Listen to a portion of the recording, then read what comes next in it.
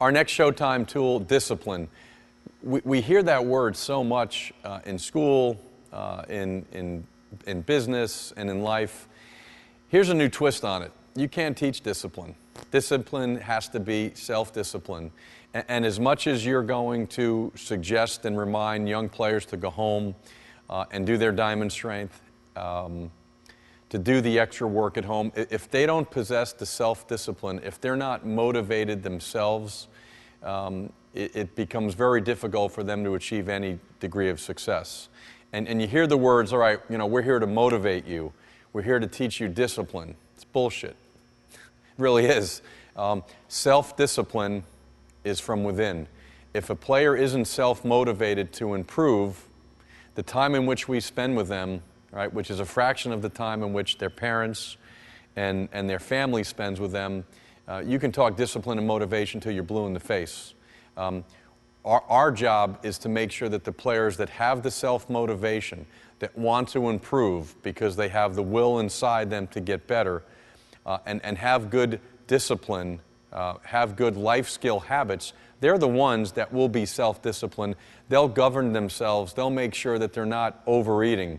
They'll do the extra diamond strength work. So make sure that when we talk about discipline and you're teaching motivation, make sure you have a discussion with all your players that discipline and motivation starts from within, and that self-motivating yourself is the key, and that discipline from parents certainly at a young age makes sense, but at some age, and really by the time they become 12 or 13, they have to have the self-discipline to say no.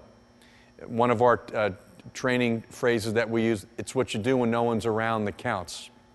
Think about that. That really is the key to everything, whether it's at the workplace, right? If your boss is around, you're going to do more work.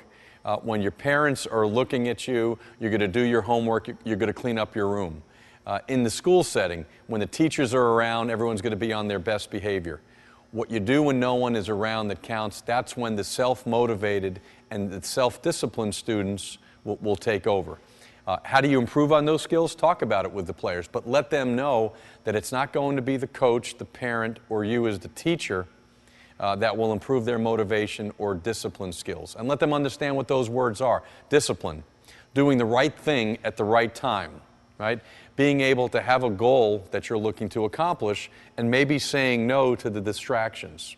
The discipline not to watch television, the discipline to do more swings, to do more skill work at home, the discipline to read a book that might improve your baseball or your ability to maybe get into college. Motivation. Motivation is getting up in the morning when you're tired or you don't really feel good and you've got a 6 o'clock lesson, but you have the self-motivation to tell your mom or dad, we're going to Frozen Ropes today. Those are examples of self-motivation that you can share with your students so they can understand, do I really want to do this? Do I really want to take the time and train and accomplish the goal sets? And you can talk about discipline and motivation when you're writing down the goal set, both in the player eval and even in the student computer. But let's understand that self-motivation and self-discipline are the only true forms of discipline and motivation. It has to start and end with the player themselves.